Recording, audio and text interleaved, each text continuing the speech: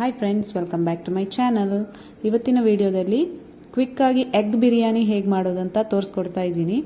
ಮಕ್ಕಳಿಗೆ ಚಿಕನ್ಗಿಂತ ಎಗ್ ತುಂಬ ಇಷ್ಟ ಆಗ್ತದಲ್ಲ, ನನ್ನ ಮಕ್ಕಳಿಗೆ ಹಾಗೆ ಚಿಕನ್ಗಿಂತ ಎಗ್ ತುಂಬ ಲೈಕ್ ಮಾಡ್ತಾರೆ. ಹಾಗಾಗಿ ಇನ್ಸ್ಟಂಟಾಗಿ ಎಗ್ ಬಿರಿಯಾನಿ ಹೇಗೆ ಮಾಡೋದು ಅಂತ ಇದರಲ್ಲಿ ತೋರಿಸ್ಕೊಡ್ತಾ ಇದ್ದೀನಿ. ಇದಕ್ಕೆ ಒಂದು ಪಾತ್ರೆಗೆ ಸ್ವಲ್ಪ ಎಣ್ಣೆ ಹಾಕ್ಕೊಂಡು ನಮ್ಮ ಕಡಿ ಮಸಾಲ ಇದೆಯಲ್ಲ, ಚಕ್ಕೆ, ಲವಂಗ, ಸ್ಟಾರ್ ಇದನ್ನೆಲ್ಲ ಹಾಕಿ ಸ್ವಲ್ಪ ಹೊತ್ತು ಫ್ರೈ ಮಾಡಬೇಕು.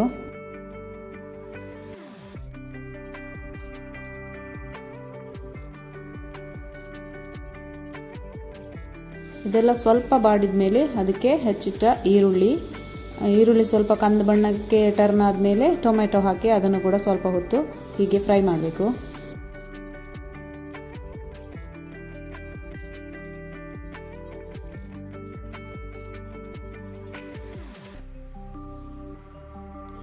ಎಗ್ ಬಿರಿಯಾನಿ ಕೂಡ ಚಿಕನ್ ಬಿರಿಯಾನಿಗೆ ಏನೆಲ್ಲ ಪದಾರ್ಥ ಹಾಕ್ತೀವಿ ಅದನ್ನೇ ಎಲ್ಲ ಸಾಮಗ್ರಿ ಹಾಕಿ ಮಾಡೋದು.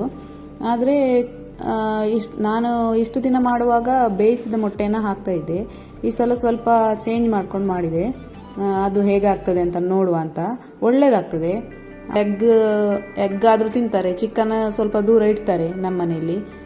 ಖಾಲಿ ರೈಸ್ ಮಾತ್ರ ತೆಗೆದು ತಿಂತಾರೆ. ಹಾಗಾಗಿ ಎಗ್ಗಿದ್ದು ಮಾಡಿದರೆ ಎಗ್ ಕೂಡ ಹೋಗ್ತದೆ, ರೈಸ್ ಕೂಡ ಹೋಗ್ತದೆ. ಹಾಗೆ ಈಗ ಇಷ್ಟಾದಮೇಲೆ ಇದಕ್ಕೆ ನಾವು ಮಸಾಲ ಆ್ಯಡ್ ಮಾಡೋಣ. ಮಸಾಲ ಆ್ಯಡ್ ಅಂದರೆ ಚಿಲ್ಲಿ ಪೌಡರ್, ಹಾಗೆ ಜೀರಾ ಪೌಡರ್, ಕೊರಿಯಾಂಡರ್ ಪೌಡರ್, ಆಮೇಲೆ ಸ್ವಲ್ಪ ಬಿರಿಯಾನಿ ಪೌಡರ್. ಬೇಕಿದ್ರೆ ಪೆಪ್ಪರ್ ಪೌಡರ್ ಕೂಡ ಆ್ಯಡ್ ಮಾಡ್ಬೋದು. ನಾನಿಲ್ಲಿ ಹಾಕ್ತಾ ಇಲ್ಲ, ಮಕ್ಕಳಿಗೆ ಖಾರ ಆಗುತ್ತೆ ಅಂತ. ಅದರ ಬದಲು 2 ಹಸಿಮೆಣಸನ್ನು ಹಾಕ್ತೇನೆ. ಆಮೇಲೆ ಟರ್ಮರಿಕ್ ಪೌಡ್ರ್, ಕಲರ್ ಬರಲಿ ಅಂತ ನಾನಿಲ್ಲಿ Kashmiri Lal 1 spoon chilli powder ಹಾಕ್ತಾ ಇದ್ದೇನೆ. ಅದು ಖಾರ ಇರೋದಿಲ್ಲ, ಕಲರಿಗೆ ಅಷ್ಟೇ. ಬೇರೆ ಫುಡ್ ಕಲರ್ ಏನು ಹಾಕಬೇಕಂತ ಇಲ್ಲಲ್ಲ. ಕಲರ್ ಸ್ವಲ್ಪ ಕೆಂಪಾಗಿ ಒಳ್ಳೇದು ಬರ್ತದೆ. ಹಾಗೆ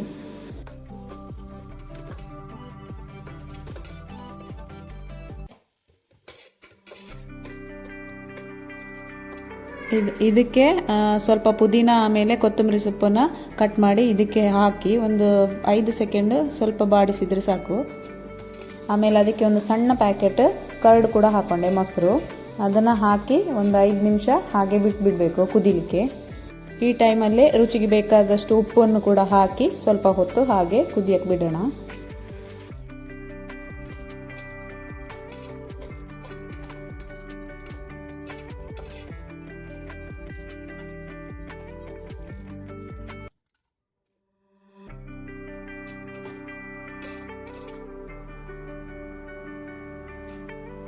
ಈಗ ಇದಕ್ಕೆ ಮನೆಯಲ್ಲೇ ಜಚ್ಚಿ ಹಾಕಿದಂತಹ ಶುಂಠಿ ಮತ್ತು ಗಾರ್ಲಿಕ್ಕನ್ನು ಹಾಕ್ತಾ ಇದ್ದೇನೆ. 1-1.5 ಸ್ಪೂನ್ ಅಷ್ಟು.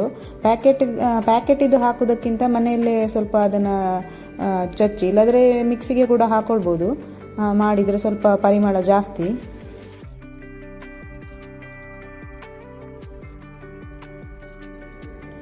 ಆಮೇಲೆ ಇದಕ್ಕೆ ಒಂದು 6-7 ಮೊಟ್ಟೆ ನಾನು ಬೇಯಿಸಿಟ್ಟಿದ್ದೇನೆ.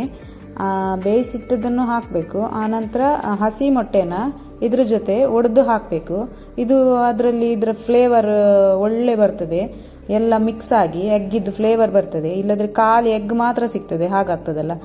ಈ ಥರ ಮಾಡಿದರೆ ಒಳ್ಳೇದಾಗ್ತದೆ. ಒಂದು 3 ಎಗ್ಗನ್ನ ಅದಕ್ಕೆ ಒಡೆದು ಹಾಕಿ ಸ್ವಲ್ಪ ಹೊತ್ತು ಅದು ಬೆಂದಾದ ಮೇಲೆ ಅದನ್ನು ಮಿಕ್ಸ್ ಮಾಡಬೇಕು.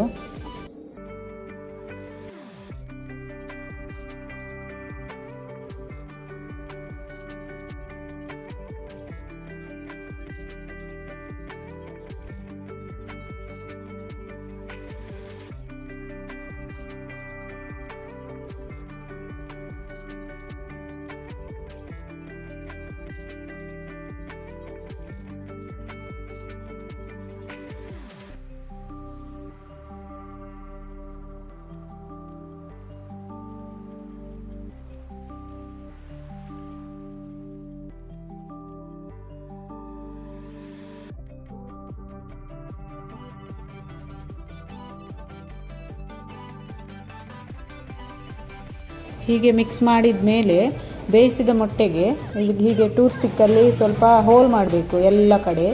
ಆವಾಗ ನಮ್ಮ ಮಸಾಲೆ ಕೂಡ ಅದು ಎಳ್ಕೊಳ್ತದೆ, ಉಪ್ಪು ಖಾರ ಎಲ್ಲ ಒಳ್ಳೆದಾಗಿ ಎಳ್ಕೊಳ್ತದೆ. ಆಗ ಟೇಸ್ಟ್ ಆಗ್ತದೆ ಸ್ವಲ್ಪ. ಹಾಗಾಗಿ ಹೀಗೆ ಟೂತ್ ಪಿಕ್ಕಲ್ಲಿ ಎಲ್ಲ ಕಡೆನೂ ಒಂದೊಂದು ತೂತು ಮಾಡಬೇಕು.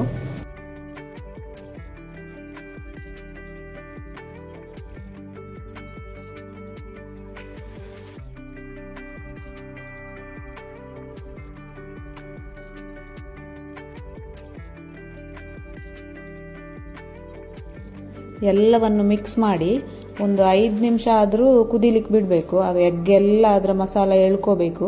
ಹಾಗೆ ನಾವು ಹಸಿ ಮೊಟ್ಟೆ ಒಡೆದು ಹಾಕಿದ್ದೇವಲ್ಲ ಅದು ಕೂಡ ಸರಿಯಾಗಿ ಬೇಯಬೇಕು. ಇದಕ್ಕೆ ಸ್ವಲ್ಪ ನೀರು ಕೂಡ ಆ್ಯಡ್ ಮಾಡ್ಬೋದು, ಅಂದರೆ ಇದು ತಳ ಹಿಡಿಬಾರ್ದು ಅಂತ.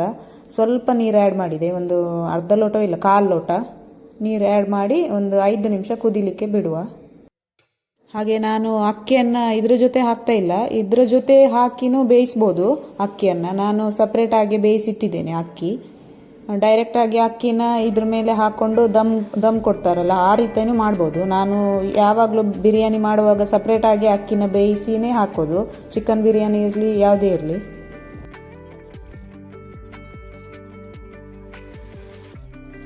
ಸಾಕು ಇಷ್ಟು ಬೆಂದದ್ದು, ಕರೆಕ್ಟಾಗಿ ಮಸಾಲ ಎಲ್ಲ ಎಳ್ಕೊಂಡಿದೆ. ನೀರು ಕೂಡ ಸ್ವಲ್ಪ ಕಮ್ಮಿ ಆಯಿತು ನೋಡಿ, ಇಷ್ಟು ಗ್ರೇವಿ ಇದ್ದರೆ ಸಾಕು. ಇದರಲ್ಲಿ ಸ್ವಲ್ಪ ಗ್ರೇವಿಯನ್ನು ತೆಗೆದು ಬೇರೆ ಪಾತ್ರೆಗೆ ಹಾಕಿ ಒಂದು 2 ಲೇಯರಲ್ಲಿ ಅಕ್ಕಿ ಹಾಕಿ 2 ಲೇಯರ್ ಮಾಡ್ತೇನೆ. ಹಾಗಾಗಿ ಸ್ವಲ್ಪ ಮೊಟ್ಟೆ ಹಾಗೆ ಗ್ರೇವಿಯನ್ನು ತೆಗೆದು ಬೇರೆ ಪಾತ್ರೆಗೆ ಹಾಕ್ತಾ ಇದ್ದೇನೆ.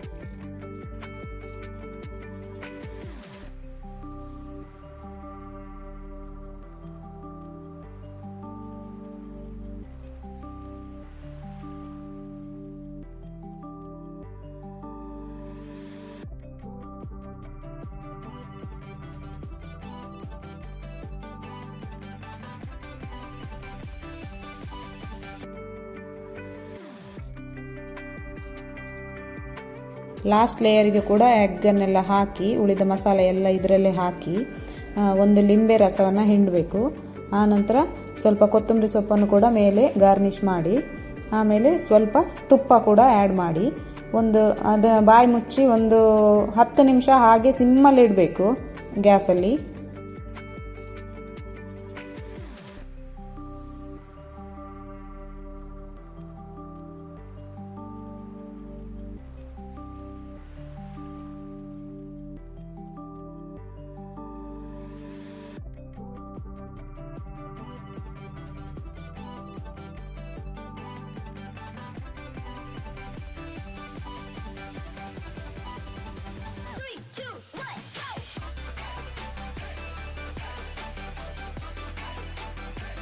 ಒಳ್ಳೆ ಪರಿಮಳ ಬರ್ತಾ ಇದೆ ಎಗ್ಗಿದ್ದು ಹಾಗೆ ಬಿರಿಯಾನಿ ಮಸಾಲದ್ದೆಲ್ಲ. ಇದ್ರ ಜೊತೆ ಬಿರಿಯಾನಿ ಗ್ರೇವಿ ಮಾತ್ರ ಮಾಡಲೇಬೇಕು, ಆನಿಯನ್ ಗ್ರೇವಿ. ಅದು ಕೂಡ ಮಾಡಿದೆ, ವಿಡಿಯೋ ಮಾತ್ರ ಮಾಡಲಿಕ್ಕಾಗಲಿಲ್ಲ ನನಗೆ. ಅದಕ್ಕೂ ಇದಕ್ಕೂ ಬೆಸ್ಟ್ ಕಾಂಬಿನೇಷನ್. ಹಾಗೆ ಸ್ವಲ್ಪ ರಾಯ್ತ ಕೂಡ ಇದ್ದರೆ ಒಳ್ಳೆಯದು. ಹಾಗೆ ನನಗೆ ಮಕ್ಕಳಿಗಾಗಿ ಸ್ವಲ್ಪ ಸಲಾಡ್, ಹಾಗೆ ನಮಗೆ ಗ್ರೇವಿ ಅದನ್ನು ಮಾಡಿಕೊಂಡೆ.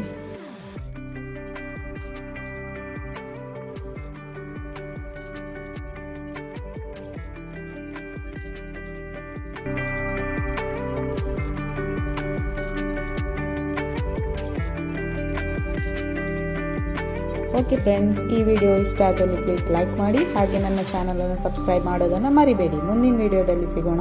ಬಾಯ್.